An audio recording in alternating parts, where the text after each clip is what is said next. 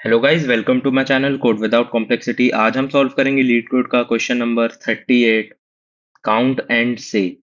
इस क्वेश्चन में हमें कह रहा है काउंट एंड से एक सीक्वेंस है, और ये सीक्वेंस है डिजिट स्ट्रिंग्स का। मतलब एक स्ट्रिंग होगी जो कि डिजिट्स के फॉर्म में होगी, इंटीजर डिजिट। और हमें कह रहा है कि काउंट एंड से वन का वन होगा। मतलब कि ये क्वेश्चन मैं आपको अलग से समझाता हूँ। यहाँ पे हमें एक इंटीजर दिया रहेगा n। हमें एक n की वैल्यू दी रहेगी, लेट से यहाँ पे 4 दी हुई है, और हमें इसका यहाँ पे निकालना है रन लेंथ एनकोडिंग। अब रन लेंथ एनकोडिंग का क्या मतलब है? यहाँ पे लेट से हमारे n की वैल्यू अगर 1 है, तो हमारा जो स्ट्रिंग होगा वो ये होगा 1। अगर हमारे n की वैल्यू 2 हुई, तो यहाँ पे हम क्वेश्चन कह रहा है कि जितने भी हमारे पास 1 है उसका काउंट, और वो डिजिट कौन सा है वो। लेट से यहाँ पे 1 एक बार आया है, तो यहाँ पे उसका काउंट आ जाएगा विच इज 1। और यहाँ पे आएगा कि वो डिजिट है क्या, तो यहाँ पे डिजिट आ जाएगी 1। और जब हम इन दोनों को कॉन्कैटिनेट करेंगे तो ये हमारा आ जाएगा 1 1, और ये हमारा स्ट्रिंग के फॉर्म में रहेगा। ये आएगा n जब 2 होगा। अगर n हमारा यहाँ पे 3 हो गया तो क्या होगा? 3 के लिए हम यहाँ पे क्या देखेंगे कि लास्ट वाले पे जाएंगे, हम अपने 2 वाले पे। तो यहाँ पे 1 कितनी बार है? 2 बार है। तो हमारा यहाँ पे आएगा काउंट, कॉन्कैटिनेट करेंगे डिजिट से। तो यहाँ पे काउंट हमारा कितना है? 1 का 2 है, और डिजिट कौन सी है हमारी? 1 है। तो हमारा जो n इज इक्वल्स टू 3 पे बनेगा, वो हमारा बनेगा 2 1। और उसी तरह से हमारा n इज इक्वल्स टू 4 पे हम n 3 पे जाएंगे, और यहाँ पे 2 1 को एक्सट्रैक्ट करेंगे, और देखेंगे यहाँ पे हमारा कि 2 कितनी बार आया है। 2 हमारा 1 टाइम आया है, और डिजिट कौन सी है? 2। तो हमारी जो यहाँ पे स्ट्रिंग आएगी वो आ जाएगी हमारी 1 2।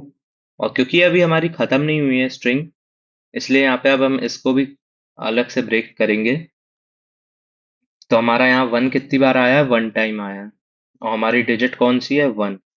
तो यहाँ पे 1 1 भी ऐड हो जाएगा, तो ये हमारी स्ट्रिंग आएगी फाइनली 1 2 1 1। तो n इज इक्वल्स टू 4 पे हमको ये स्ट्रिंग जो है अपनी रिटर्न करनी है। आंसर में देख लेते हैं, तो आंसर हमारा यही है 1 2 1 1। ये हमें स्ट्रिंग के फॉर्मेट में रिटर्न करना है। तो हमको यहाँ पे एक इंटीजर n दिया रहेगा। n की वैल्यू कुछ भी हो सकती है, और हमें उसको एक एक करके रिकर्जन से n इज इक्वल्स टू 1 तक जाएंगे। और n इज इक्वल्स टू 1 पे जो स्ट्रिंग की हमारी वैल्यू रहेगी वो 1 रहेगी। और फिर उसको कैलकुलेट करते करते हमें ऊपर आना है, और अपने n इज इक्वल्स टू जो भी हमें वैल्यू दी रहेगी उसकी स्ट्रिंग हमें रिटर्न करनी है। यहाँ पे हम अब क्या करते हैं कि हम अब अपना n 1 से लेकर लेट से देखते हैं कितनी आगे तक हम जा सकते हैं। तो हमें बनाना कैसे है इसको?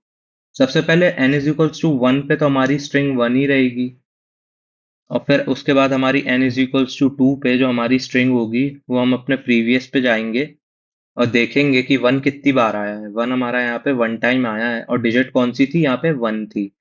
तो हमारी जो n इज इक्वल्स टू 2 पे स्ट्रिंग बनेगी वो 1 1 बनेगी। अब हमारा n इज इक्वल्स टू 3 पे क्या करेंगे? हम प्रीवियस स्ट्रिंग पे जाएंगे, और यहाँ चेक करेंगे कि हमारा ये जो 1 था वो कितनी बार था। तो हमारा जो 1 था यहाँ पे वो 2 टाइम्स था, और डिजिट कौन सी थी? 1 थी। तो हमारी n इज इक्वल्स टू 3 पे जो स्ट्रिंग बनेगी वो बनेगी हमारी 2 1। और फिर उसके बाद हम अपने n इज इक्वल्स टू 4 पे चलते हैं। 4 वाला 3 पे जाएगा, और 3 से पूछेगा कि तुम्हारी स्ट्रिंग कौन सी है। तो वो बोलेगा मेरे पास पहला डिजिट है 2, जिसका काउंट है 1। तो हम n इज इक्वल्स टू 4 पे काउंट 1 लिख देंगे, और डिजिट लिख देंगे 2। और फिर उसके बाद हम आगे बढ़ेंगे इस पे, तो 1 जो है हमारा n इज इक्वल्स टू 3 पे वो 1 टाइम आया है। तो हम यहाँ पे n इज इक्वल्स टू 4 में ये 1 टाइम लिख देंगे, और डिजिट कौन सी थी? हमारी 1 ही थी।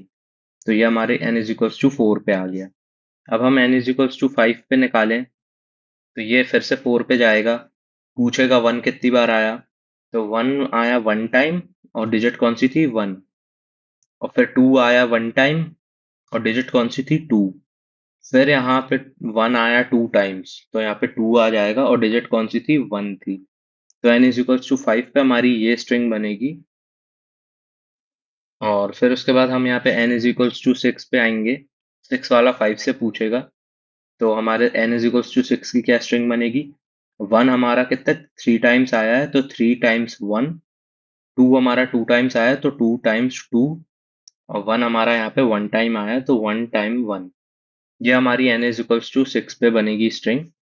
उसी तरह से यहाँ पे n इज इक्वल्स टू जब हम 7 का बनाएंगे, तो यहाँ पे 3 कितने टाइम आया है, 1 टाइम आया है, तो 1 टाइम 3। फिर हमारा 1 टाइम 1। फिर हमारे यहाँ पे 2 टाइम 2। और हमारा यहाँ पे 1 आया है 2 टाइम्स, तो 2 टाइम्स 1। तो n इज इक्वल्स टू 7 पे हमारी ये स्ट्रिंग बनेगी। तो ऐसे करते करते हम पूरा n इज इक्वल्स टू हमको जो भी वैल्यू दी रहेगी, हम उस वैल्यू तक निकालते चलेंगे। हमें यहाँ पे रिकर्जन से बैक ट्रैकिंग करनी है। मतलब कि यहाँ पे अगर हमारे को n इज इक्वल्स टू 4 का पूछा है, तो n इज इक्वल्स टू 4 जाएगा n इज इक्वल्स टू 3 के पास। n इज इक्वल्स टू 3 जाएगा n इज इक्वल्स टू 2 के पास। और हमारा n इज इक्वल्स टू 2 जो है वो n इज इक्वल्स टू 1 के पास जाएगा। और फिर 1 से हमारी वैल्यू रिटर्न होगी 2 पे। 2 से वैल्यू रिटर्न होगी 3 पे। और 3 से रिटर्न होगी वैल्यू 4 पे। और लास्ट में हम यहाँ पे रिटर्न कर देंगे अपना फोर्थ वैल्यू, फोर्थ स्ट्रिंग। तो यहाँ पे हमारी ऑब्जर्वेशन एंड अप्रोच देख लेते हैं। तो ऑब्जर्वेशन तो इसमें सिंपल है कि हमको यहाँ पे स्ट्रिंग दी रहेगी, हम आपको n इज इक्वल्स टू 1 पे जाएंगे।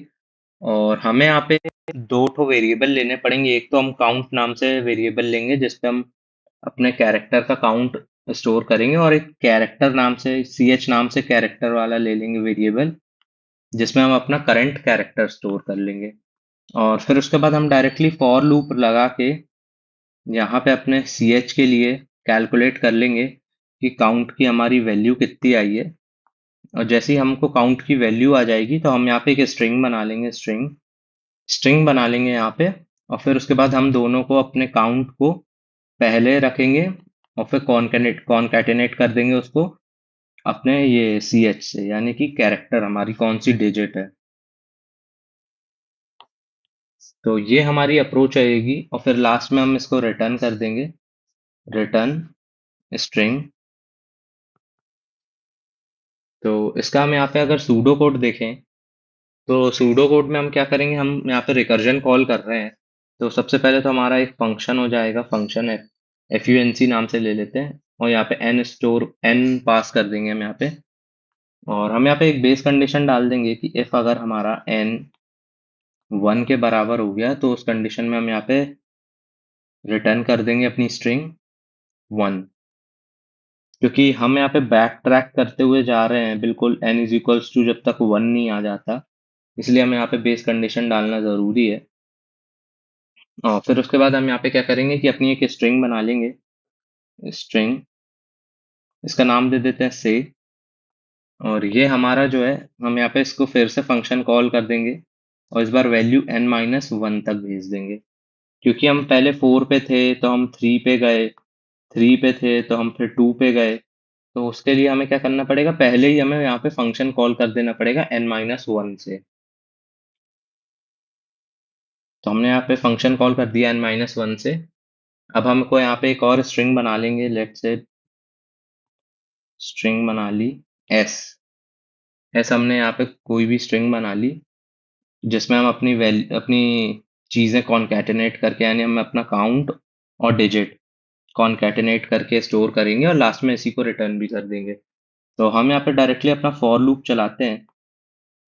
और फॉर लूप हम यहाँ पे किसके लिए चला रहे हैं, हम यहाँ पे से स्ट्रिंग के लिए चला रहे हैं, क्योंकि ये लास्ट में बार बार रिकर्जन कॉल होते होते होते होते जब अंदर जाएगी बिल्कुल डीप पे, तो हमारी यहाँ पे बेस कंडीशन हिट हो जाएगी, और हमारे को 1 स्ट्रिंग के फॉर्म में वापस मिलेगा। तो हमारे को जो स्ट्रिंग मिलेगी वो मिलेगी 1।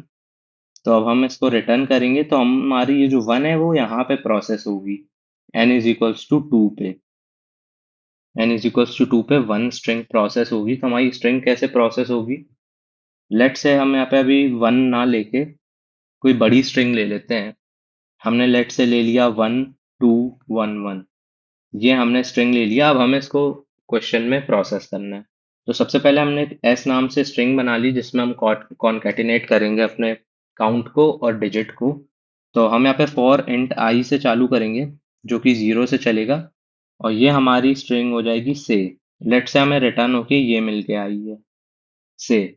तो हम यहाँ पे इसको कहाँ तक चलाएंगे, आई हमारा चलेगा से डॉट लेंथ तक। तो हमारा यहाँ पे से डॉट लेंथ तक चलेगा। फिर उसके बाद क्या कर रहे थे, हमने अपने पहले एलिमेंट को उठाया, उसका काउंट देखा कि क्या वो कितनी आगे तक है। यहाँ पे तो ये 1 वैल्यू तक ही है, तो हम अपना वेरिएबल बनाएंगे अपना काउंट। इनिशियली इसकी वैल्यू 1 दे देंगे और अपना कैरेक्टर सी एच जो कि हमारा डिजिट स्टोर करेगी कि करेंटली कौन से डिजिट पे हैं हम। तो आई अभी हमारा यहाँ 0 पे है, तो हमारा यहाँ 0 1 2 3। तो अभी 0 पे है तो हम कौन से डिजिट पे हैं, 1 पे है। तो हमारा यहाँ पे सी एच हो जाएगा जो वो 1 हो जाएगा कैरेक्टर। और फिर उसके बाद हम यहाँ पे एक और वाइल लूप से चेक कर लेंगे कि जब तक आई हमारा ग्रेटर देन से डॉट लेंथ तक है, दूसरे वाइल लूप लगा के हम यहाँ पे ये चेक करेंगे कि हम जो अभी करंट कैरेक्टर पे हैं यानी 1 है, उसका आगे चल तक के काउंट कितना है। तो यहाँ पे वाइल आए जब तक से डॉट लेंथ से बड़ा है एंड एक और कंडीशन चेक कर लेंगे कि जो भी हमारी यहाँ पे से स्ट्रिंग थी, उस से स्ट्रिंग का जो अभी हम आयत पोजीशन पे खड़े हैं, लेट से हम यहाँ पे अभी 0th इंडेक्स पे खड़े हैं और यहाँ पे इसकी वैल्यू है 1। तो हमें क्या चेक करना है कि कितनी आगे तक ये वैल्यू 1 जो है जाई जा रही है। तो लेट से हम यहाँ पे 0 पे थे तो हम आगे बढ़े तो हमने देखा यहाँ पे 1 भी अगली वैल्यू सेम है।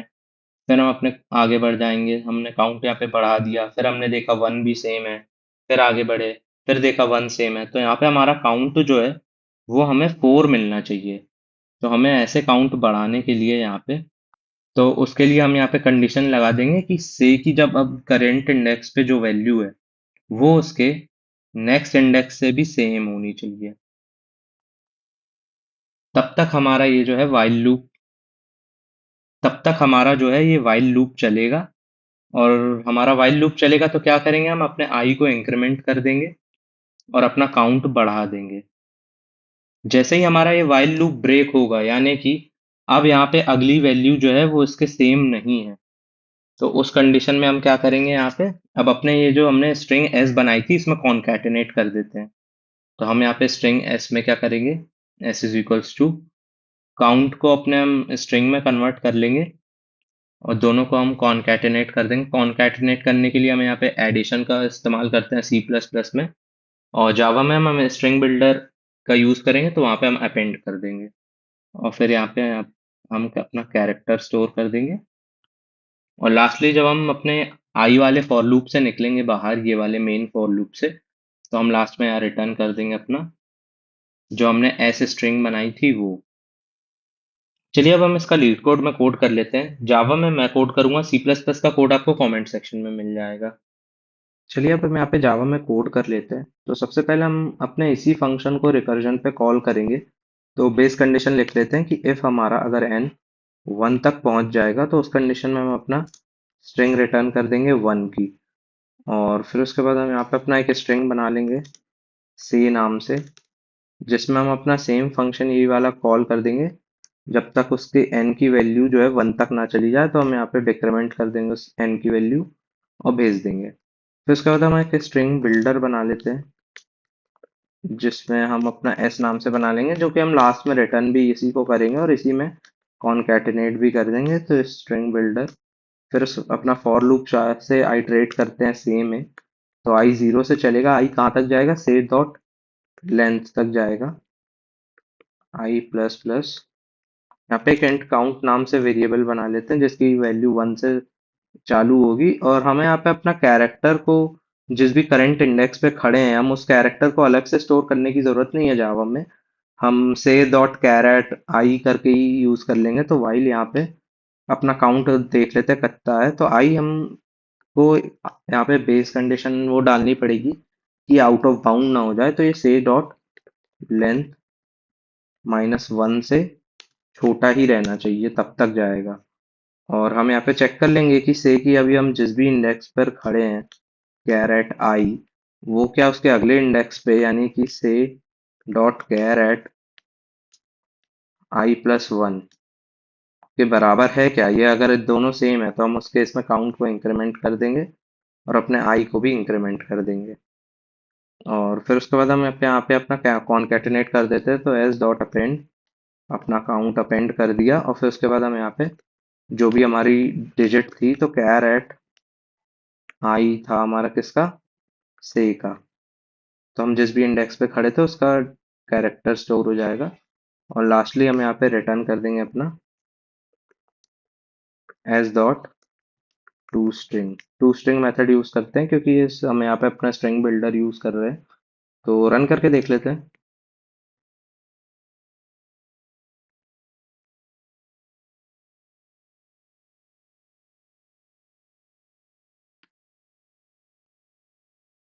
यहाँ पे हमने कैपिटल यू मिस्टेक कर दी और फिर से नहीं मिस्टेक।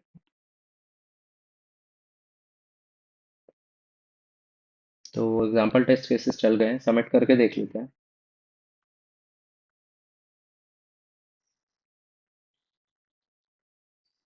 ये सबमिट हो गया है, 92% आ रही है इसकी time complexity. Thank you for watching guys. C plus plus का कोड आपको कमेंट सेक्शन में मिल जाएगा।